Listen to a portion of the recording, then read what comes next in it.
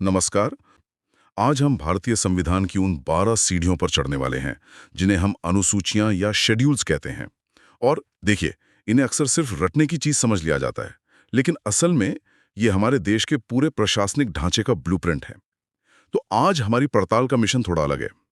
हमारे पास कुछ नोट्स हैं जिनमें इन अनुसूचियों को याद करने के लिए कुछ बहुत ही दिलचस्प मजेदार ट्रिक्स दी गई हैं। हम इन ट्रिक्स को एक हुक की तरह इस्तेमाल करेंगे और इनके जरिए हर अनुसूची के पीछे की कहानी, उसकी जरूरत और उसके गहरे संवैधानिक महत्व को समझने की कोशिश करेंगे। ये एक बेहतरीन नजरिया है। और शुरू करने से पहले ये याद रखना दिलचस्प है कि 1950 में जब संविधान लागू हुआ तो इसमें सिर्फ 8 अनुसूचियां थीं। अच्छा। जी, आज 12 हैं।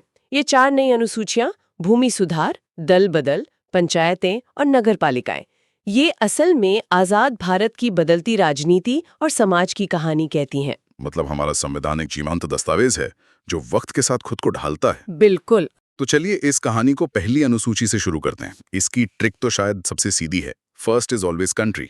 हाँ, यानी अनुसूची 1 में देश और उसके राज्यों का जिक्र है। इसमें भारत के 28 राज्यों और 8 केंद्र शासित प्रदेशों के नाम और उनकी सीमाओं की पूरी लिस्ट है। बिल्कुल। ये सुनने में बहुत सीधा लगता है, लेकिन ये भारत की अखंडता का कानूनी आधार है। इसी की वजह से भारत को राज्यों का अविनाशी संघ कहा जाता है। मतलब राज्य अपनी मर्जी से अलग नहीं हो सकते। नहीं हो सकते। और जब भी कोई नया राज्य बनता है, जैसे 2014 में आंध्र प्रदेश से तेलंगाना बना या 2 केंद्र शासित प्रदेशों को मिलाया गया, तो संसद को सबसे पहले इसी पहली अनुसूची में बदलाव करना पड़ता है। अच्छा, तो ये देश के नक्शे का एक तरह से संवैधानिक दस्तावेज है। सही कहा। ठीक है, तो देश का नक्शा तय हो गया। अब देश चलाने वालों की बात करते हैं। दूसरी अनुसूची, ये वेतन और भत्तों से जुड़ी है। इसमें राष्ट्रपति, राज्यपाल, जजों जैसे बड़े संवैधानिक पदों की सैलरी का जिक्र है।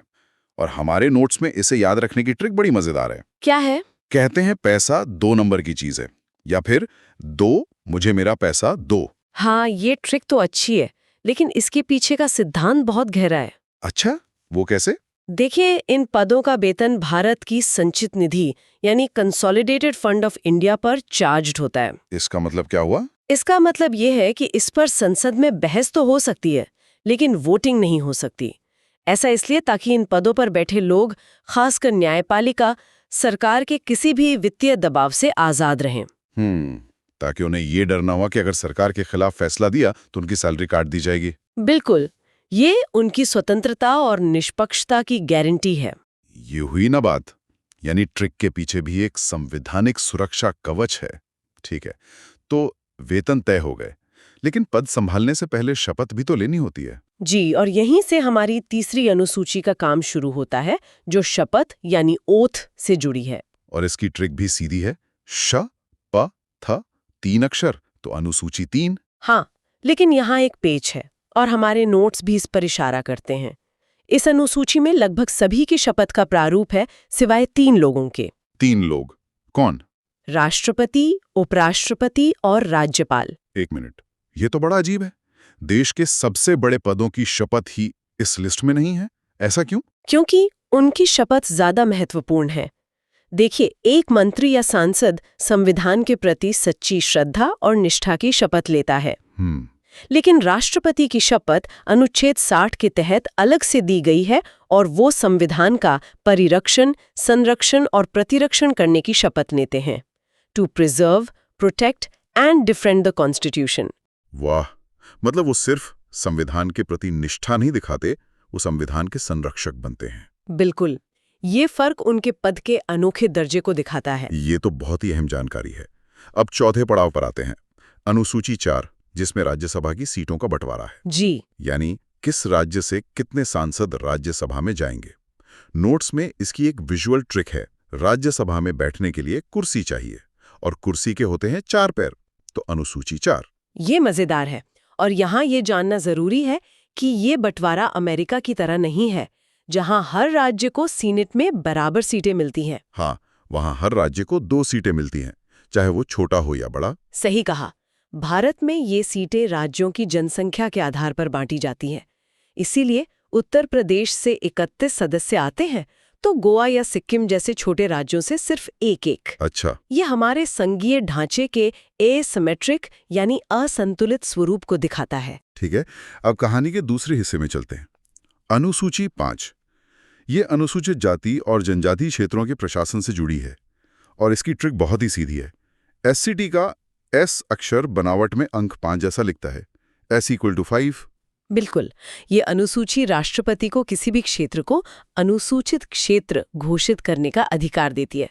ऐसा करने से वहां के राज्यपाल को विशेष शक्तियां मिल जाती हैं। कैसी शक्तियां? वो संसद या विधानसभा के किसी कानून को वहां लागू होने से रोक सकते हैं या उसमें बदलाव कर सकते हैं। ऐसा क्यों? ताकि उन क्षेत्रों की जनजातीय संस्कृति, उनकी जमीन और उनके रीति रिवाजों को बचाया जा सके। ये एक तरह से आप कह सकते हैं एक सुरक्षा कवच है। और इसी से जुड़ा है हमारा अगला पड़ाव, अनुसूची 6। ये सिर्फ पूर्वोत्तर के 4 राज्यों के जनजातीय क्षेत्रों के प्रशासन की बात करती है। जी, असम, मेघालय, त्रिपुरा और मिजोरम। इसका कोड वर्ड भी मशहूर है, AMTM। लेकिन मेरे मन में एक सवाल आता है, मणिपुर और अरुणाचल प्रदेश में भी तो बड़े जनजातीय क्षेत्र हैं, तो उन्हें इस विशेष सूची से बाहर क्यों रखा गया? बहुत ही जायज सवाल है। इसका जवाब इतिहास में छिपा है। AMTM राज्यों में जो जनजातीय समुदाय हैं, उनकी अपनी स्वायत्ता की एक लंबी ऐतिहासिक मांग रही है। अच्छा। इसलिए अनुसूची 6 के तहत वहां स्वायत्त जिला परिषदें बनाई गई हैं। इन परिषदों को अपने क्षेत्र में जमीन, जंगल और सामाजिक रीति रिवाजों पर कानून बनाने का अधिकार है। ये एक तरह से राज्य के भीतर राज्य जैसी व्यवस्था है। समझ गया, मतलब मणिपुर जैसे राज्यों में अलग तरह के समीकरण थे। जी। अब आते हैं उस अनुसूची पर जो शायद सबसे ज्यादा महत्वपूर्ण है, अनुसूची 7, यानी केंद्र और राज्यों के बीच शक्तियों का बंटवारा। इसकी ट्रिक है, हम साथ मिलकर काम करेंगे, इसलिए शक्तियों को सूचियों में बांट लेते हैं। और असली खींचतान इसी अनुसूची में होती है। इसमें 3 सूचियां हैं, संघ सूची, राज्य सूची और समवर्ती सूची। संघ सूची में रक्षा, विदेश मामले जैसे विषय हैं जिन पर सिर्फ केंद्र कानून बना सकता है। हाँ, करीब 100 विषय। फिर राज्य सूची में पुलिस, कृषि, स्वास्थ्य जैसे करीब 61 विषय हैं।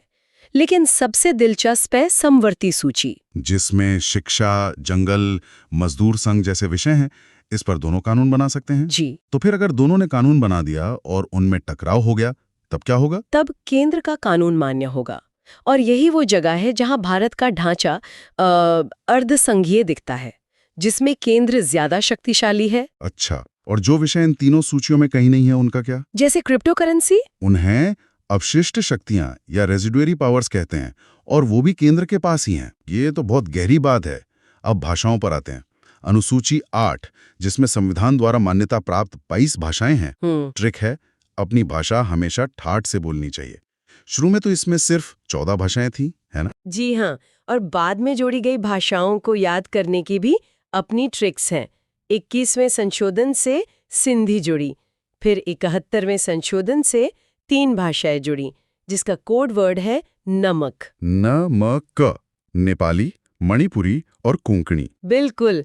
और फिर 92वें संशोधन से 4 और भाषाएं जुड़ी, जिसका कोड वर्ड गणित के फॉर्मूले जैसा है, बॉडमास। बोडो, डोगरी, मैथिली और संथाली। सही।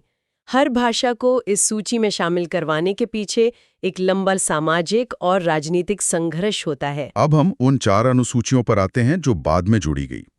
शुरुआत करते हैं अनुसूची 9 से, जो भूमि सुधार से जुड़ी है। जी, इसे पहले ही संशोधन 1951 में जोड़ दिया गया था। ट्रिक है, जमीन यानी लैंड अपनी जगह से नो हिलती डुलती। लेकिन इसकी एक और ट्रिक ज्यादा मशहूर है कि इसमें डाले गए कानूनों पर कोर्ट नो नहीं बोल सकता था। क्या ये सच है? हाँ, शुरुआत में इसका मकसद यही था।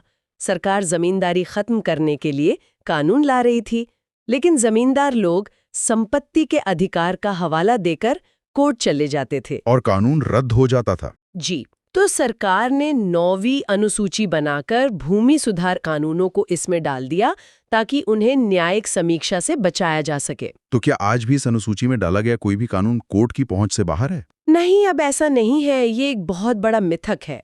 2007 में सुप्रीम कोर्ट ने IR कोहेल्हो केस में एक ऐतिहासिक फैसला किया। क्या कहा कोर्ट ने? कोर्ट ने कहा कि 24 अप्रैल 1973 के बाद इस अनुसूची में जो भी कानून डाला गया है उसकी न्यायिक समीक्षा हो सकती है अगर वो संविधान के मूल ढांचे का उल्लंघन करता है। तो अब ये कोई ब्लैक बॉक्स नहीं रहा, बिल्कुल नहीं। ये तो एक गेम चेंजिंग फैसला था। बिल्कुल।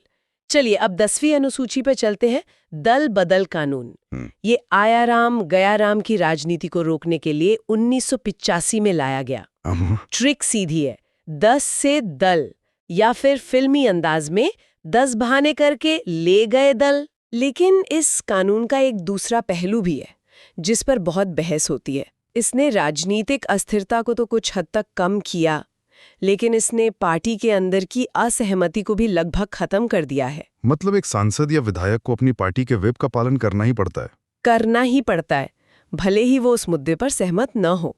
तो इसने व्यक्तिगत प्रतिनिधि की आवाज को भी दबाया है। बहुत ही संतुलित विश्लेषण है। और अब आखिरी दो, जो लोकतंत्र को जमीनी स्तर तक ले जाती हैं। अनुसूची 11, पंचायत।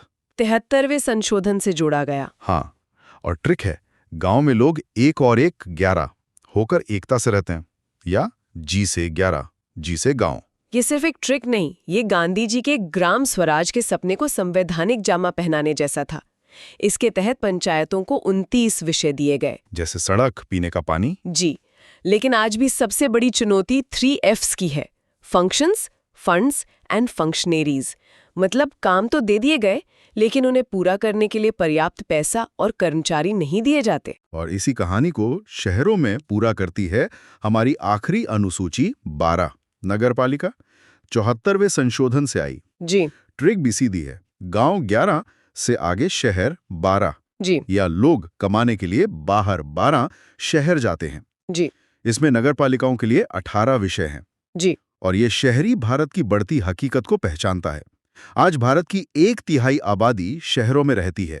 11वीं और 12वीं अनुसूची मिलकर भारत में त्रिस्तरीय सरकार की नींव रखती हैं। तो ये थी संविधान की 12 अनुसूचियां। श, प, थ के 3 अक्षरों से लेकर 10 बहाने वाले दल बदल तक हमने देखा कि हर ट्रिक के पीछे एक गहरा संवैधानिक तर्क छिपा है। उम्मीद है अब ये सिर्फ एक लिस्ट नहीं, बल्कि एक कहानी की तरह याद रहेंगी। बिल्कुल। इन ट्रिक्स का असली मकसद सिर्फ रटना नहीं, बल्कि संविधान के जटिल ढांचे को सुलभ बनाना है। जब हम इन प्रावधानों को समझते हैं, तो हम ये भी समझते हैं कि देश का शासन कैसे चलता है। बिल्कुल सही कहा। और अब आज की इस गहरी चर्चा के बाद हम सोचने के लिए एक सवाल छोड़ जाते हैं। हमने देखा कि समय के साथ जरूरत पड़ने पर नई अनुसूचियां जोड़ी गई, 8 से 12 हो गई। ये सोचने वाली बात है कि आज के डिजिटल युग, पर्यावरण संकट या डेटा प्राइवेसी जैसी नई चुनौतियों को देखते हुए क्या भविष्य में कभी किसी 13वीं या 13th अनुसूची की जरूरत पड़ सकती है? और अगर हाँ, तो उसका विषय क्या हो सकता है? डिजिटल नागरिकता के अधिकार या फिर प्रकृति के अधिकार? सोचिएगा जरूर।